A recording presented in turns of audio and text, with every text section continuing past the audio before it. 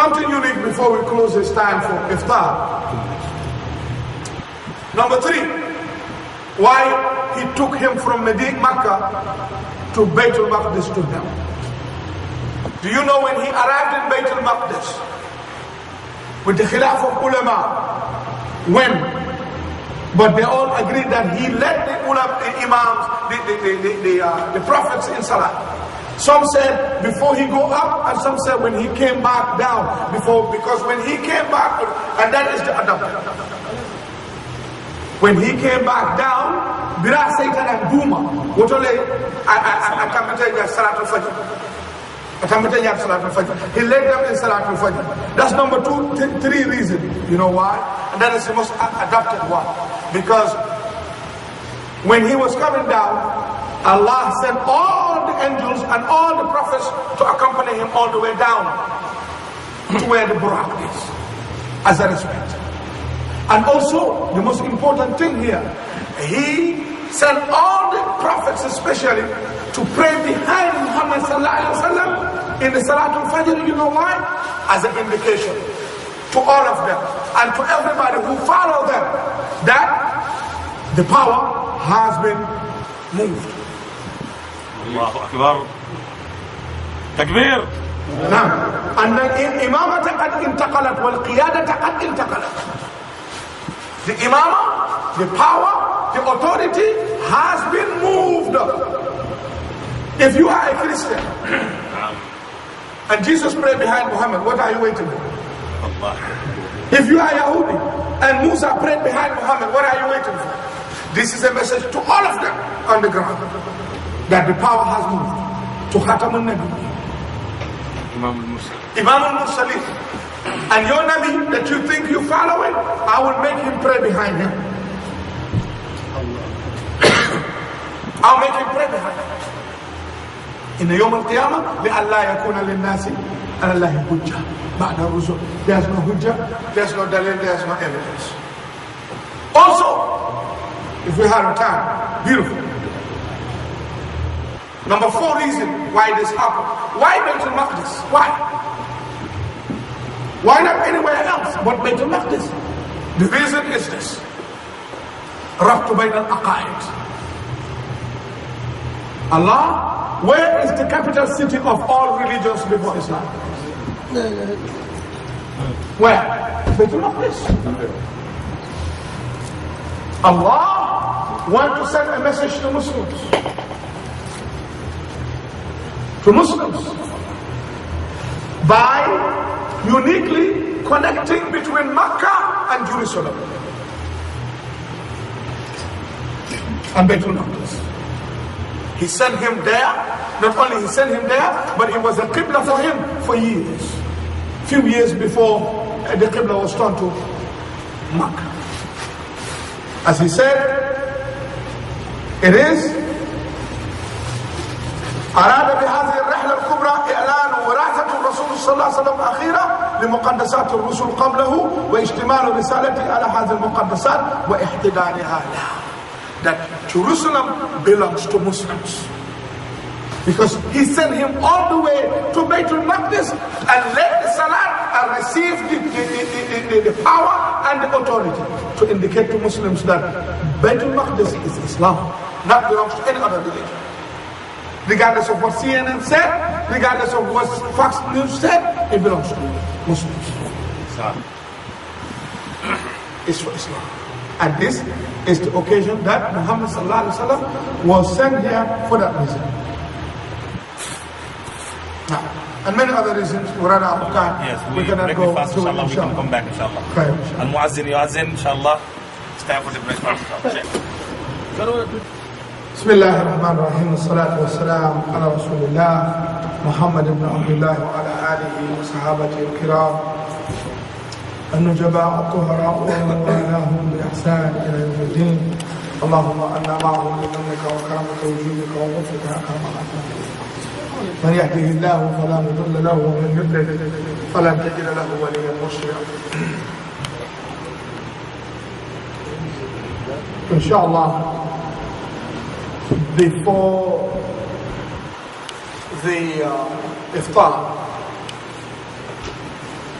It's a great day today, Imam. MashaAllah. We had a marriage, mashallah. And we discussed and shared with you a topic was very important. And that is Isra'a Wa Miraaj. You know, the Ummah, انقسمت الأمة بقضية الإسراء والمعراج إلى قسمين. The Ummah has divided itself in the issue of Isra'a and Miraaj into two sections.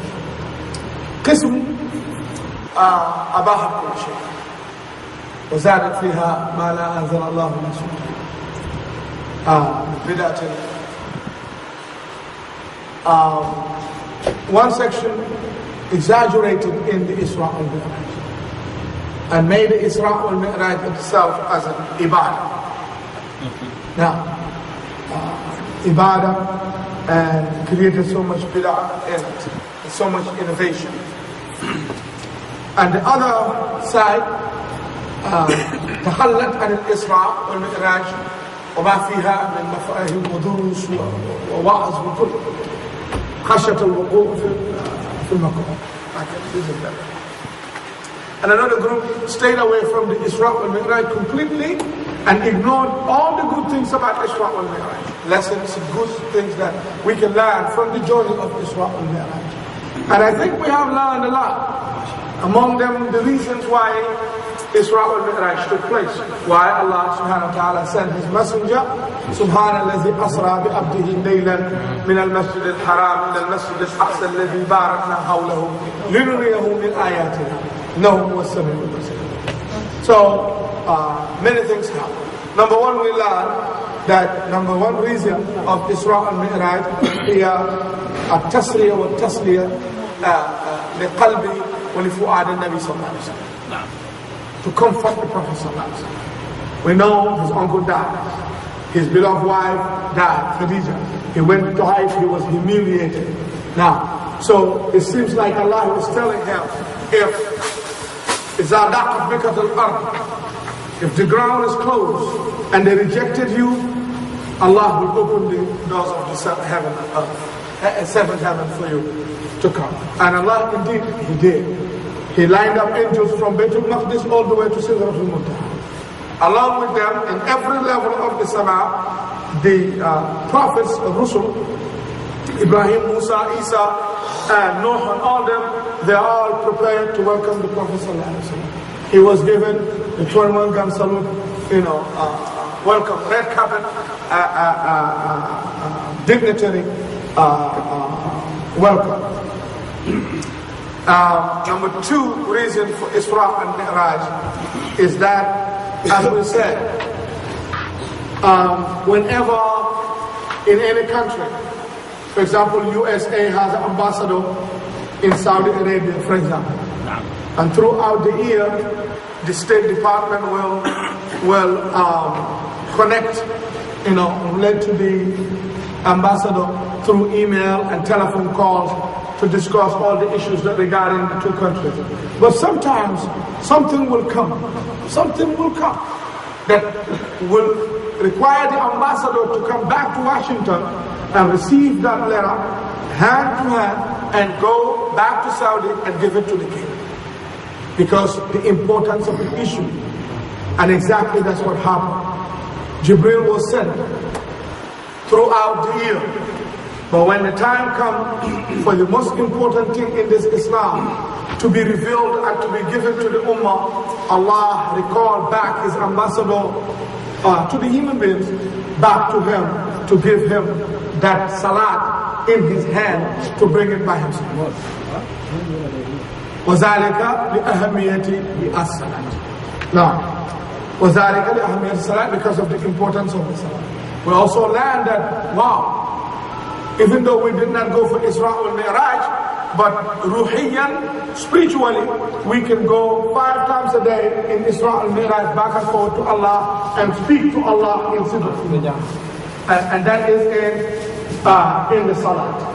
And we mentioned the hadith al-Qudsi الذي رواه النبي صلى الله عليه وسلم عن ربه قال الله عز وجل قسمت الصلاة بيني وبين عبدي إلى قسمين. نعم، قسمت الصلاة أو جعلت الصلاة بيني وبين عبدي القسمين. Now, until the end of the hadith, whenever the person said, Alhamdulillahi Rabbil Alameen, Qala Allahu Azza wa Jal, Hamadani Abdi. Whenever the person said, Alhamdulillahi Rabbil Alameen, Allah will speak back to you in the salah. You may not hear it, but Allah will speak to you back to you and said, Allah who said, my servant, has praised me. Now, has praised me. And when you said Maliki Yawmiddin, Allah will say back to you in the salat, Majadani Abdi. Now, when you said Iyyaka na'budu, only you I worship Allah, Allah will say this is something that between only me and my servant will share. Iyyaka nasta'in, only you we put our hope on. Allah will say, this is only between me and my servant. Wali abdi ma sa'al, and for my servant, for whatever he asked and desired in the salat. So, لذلك كانت الصلاة إمام الدين وهرة الطاعات. Salat was the foundation of this deen, and it has one moment, is the most closest moment a servant can be to his Lord, and that is the time of sujood. When this forehead is on the ground, you are closer to Allah than any other given time during the day. Now, also something unique about Isra'a Wa Miraaj we mentioned. Number 3, that is, it is time for Allah to transfer the power and the imamah and the authority from all the prophets, give it to one last one. For the first time, all the adyan were hidden. The first time, all the deen become one. There's always different prophets and different the same Islam, but Allah brings them according to their level, slowly. But the first time, Islam become a complete form of it. So therefore, all of those who came and introduced Islam before the final one come, must bring the flag back.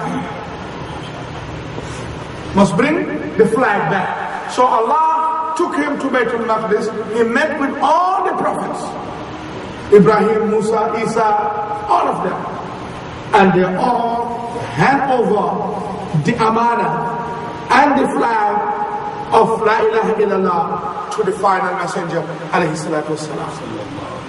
And they all lined behind him, and he led them in Salat al-Fajr. للدلالة على انتقال الإمامة والحكم والولاية إلى الإسلام وإلى نبي الإسلام محمد صلى الله عليه وسلم. And this was the message also for the Yahud and Nasara.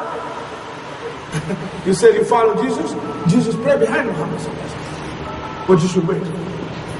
You said you are Yahudi, you are Jewish, Musa pray behind Muhammad sallallahu alaihi wasallam. لألا يكون للناس على الله حجة. As no excuse. We also explained last about Isra'a Wa Miraaj that unfortunately many Muslims today don't know. And that is الربط بين الأديان وبين الأماكن. Allah established a relationship and a link, okay, between the two capital cities of the deen of Allah. What was the first capital of the deen of Allah? Baitul Maqdis. عليه معظم الأنبياء والرسل, went around. Allah Himself called it in the Quran, الذي باركنا حوله.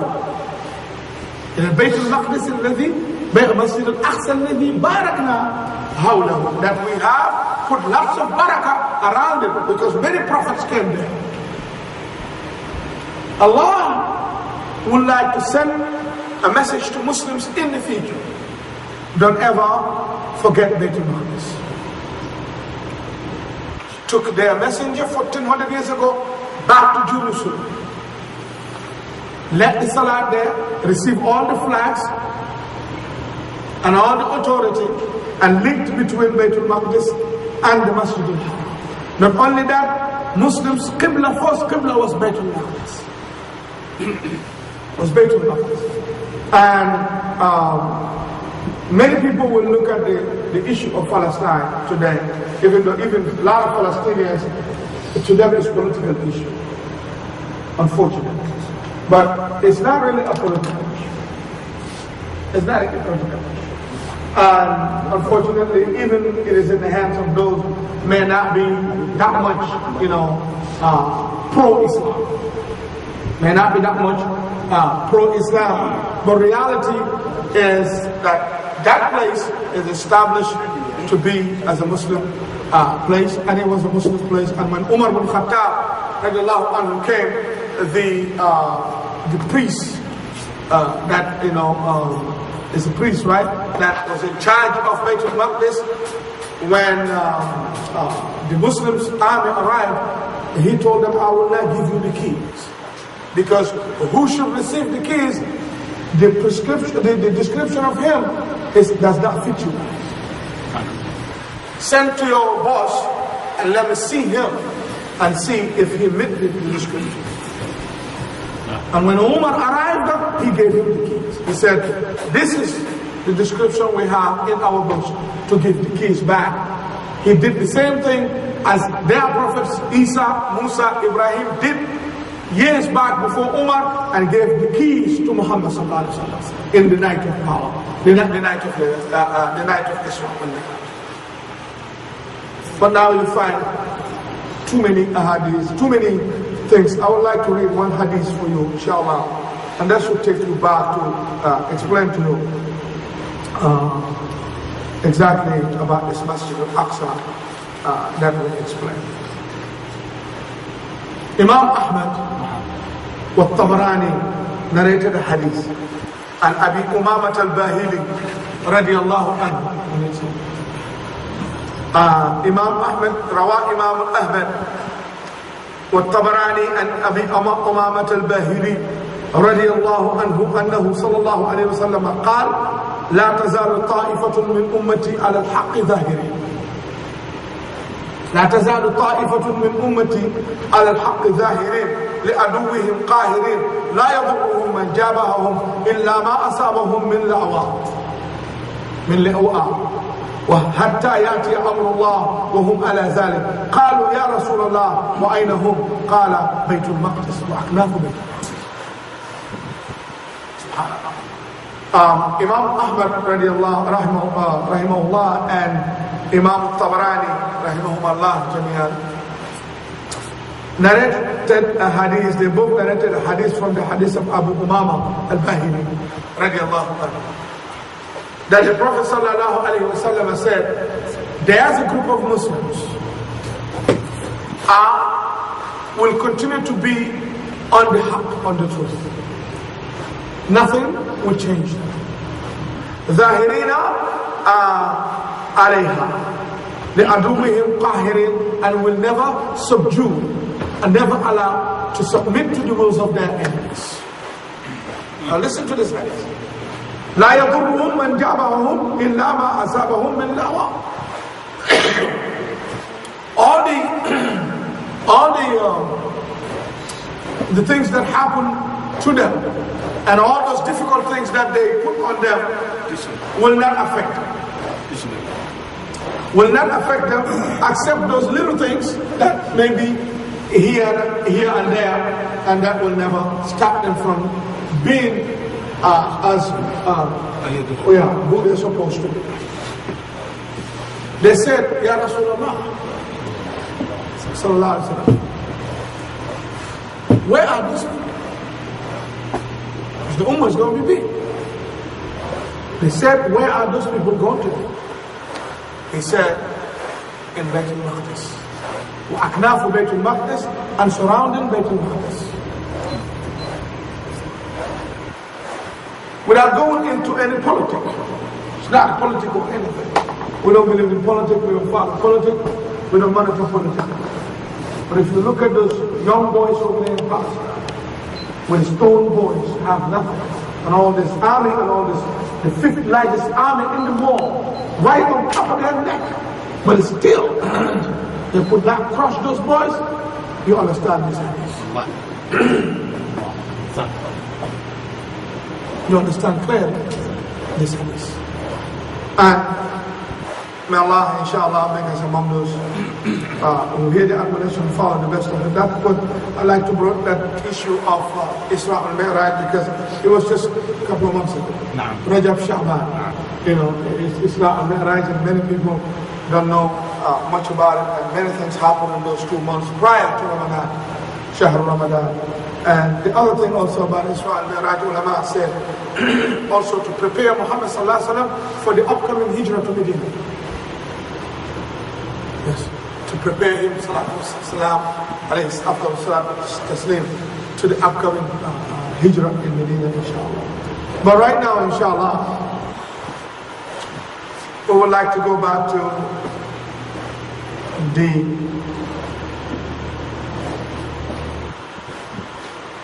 to another beautiful topic that we started yesterday, and we covered some of it yesterday, and that is the month of Ramadan. And we explained, without going too much further, we just said that you need few things to establish before and during and after the month of Ramadan. Number one, before month of Ramadan, you need a strong niyyah, strong, clear your heart, and clean your heart and your mind, and have a strong desire and a strong niyyah to welcome the Shahr Ramadan. Now, we did say that it's very important, because I know my one thing we said back there when we have a marriage, and I forgot to mention it here, we always tell people, don't underestimate the attitude you have before marriage. Most likely, when a marriage starts wrong, a marriage relationship starts wrong, you know what happened? It ends wrong. Sahih. What goes around comes back. Zalika niyyah, intention is very important. You see, many marriages today is a lot of problems because it started off bad. Wrong. They didn't do it the right way. They removed most of the barakah of Allah from the beginning. And they allow shaitan to be their partner from the very beginning. So, the approach you have and the overlook you have on any case or any issue may determine the whole entire rest of that issue or that case. So therefore, if you go into Ramadan with a strong heart and a clear mind and a sound heart and a sound mind, definitely your Ramadan will be blessed. For the reason the hadith carefully said, Man sama Ramadan imanan wa ihtisaban. Ihtisabul ajr min Allah. وغفر له ما تقدم من ذنبه. It's not only iman, we're all mu'min, but iman has levels. You got to be reach level of ihtisab for Allah to accept your Ramadan. And if you have two mind doubt, Allah will not. Inna dhanna la yughni min al-haqq shay'an. Inna dhanna akzab al-hadith. If you think that Allah may accept, Allah may not accept, oh my God, Ramadan is here again and this and that, that attitude will ruin your whole entire Ramadan. Yes, You have to have the strong that Allahu Akbar, Ramadan is here, is great, Alhamdulillah, Ni'mal Mawla wa Ni'mal Wakil. I messed up a lot, 11 months, but Allah Ghafurur Rahim, Allah will allow me to be here in Ramadan and He will accept my fasting.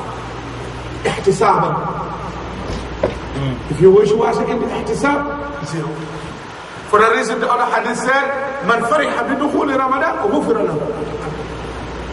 Just to be happy, because it's the attitude. You got to set your attitude right. If you set it on a bad meter band, no. Radio station. Never hear that. No, it's not clear. You got to be clear. So that one is niyatul jazima. Now, quwwah, sahara, you have to have the quwwah to go into Ramadan. As we said, I called someone, I said to her Friday, when I received the information that the Hilal, I told her that the moon has been sighted. She said,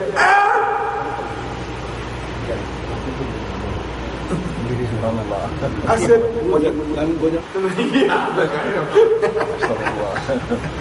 and I said, what do you mean by She said, no, I was just expecting it Sunday. I didn't know it's going to come this fast. Yeah. I said, yes. Saturday and Sunday, what's the difference? One day. Like you, one day you want the... That Yom Wahid to you is just not much, but to some people from back home, the last name Ture and all that, like over there, that guy sitting over there, they want to eat all the way until Fajr is like 1 second. MashaAllah. But anyway, you gotta have that, Yes. If not, you cannot make it. Number 2, we said yesterday, after that strong niyyah, you must talk to yourself. This is a month of opportunity, right? Nafhatun Ramadan, Shahru Ramadan. Nafhatun min nafahatillahi azza wa jalla. The ibadah is a grant. It's a big blessing. There's nothing can come. It's more powerful to wipe all your bad ones like Ramadan. Now you have to talk to yourself. This is the grant. It's given. Yes. Are you going to use it or not? And that cannot come unless you acknowledge the state of your own self. If you know that you messed up, and if you're not surrounded with the rahmah of Allah, you go. Then you will not work harder to do. Sahaba sallallahu they used to get ready for Ramadan about 6 months. And they used to make dua, Ya Allah, Allahumma ballighna shahr Ramadan. Allow us to witness shahr Ramadan, because we got so much trouble and nothing can wipe it out easy like that with Ramadan. Allow us, before you take us, to witness month of Ramadan, so we can clear all these bad ones and they come to you. Now you are here, Allah brought it, you're not sincere. You have to be strong. You have to talk to yourself and then, do that. Now, then, number 3, we start with that today, is you've got to fast. So Ramadan, also actually, because if you have a strong heart and all that, and you acknowledge the importance of Ramadan, but you didn't fast, it's not going to happen. Because Allah said, وَمَنْ شَهِدَ مِنْكُمُ الشَّهْرَ فَلْيَصُمْ وَأَنْ تَصُومُوا خَيْرٌ لَكُمْ إِن كُنْتُمْ تَعْلَمُونَ. If you witness the month, fast. And for you to fast the month, it's better for you if you really know the importance of Shahr Ramadan. And as Abu Hurairah narrated the hadith that the Prophet ﷺ said, لو علم أمتي ما في رمضان نتمنى أن تكون السنة كلها رمضان. They would have, if they know the beauty of Ramadan, they would have wished that everything in the month of Ramadan, in the whole year, is Ramadan. Now,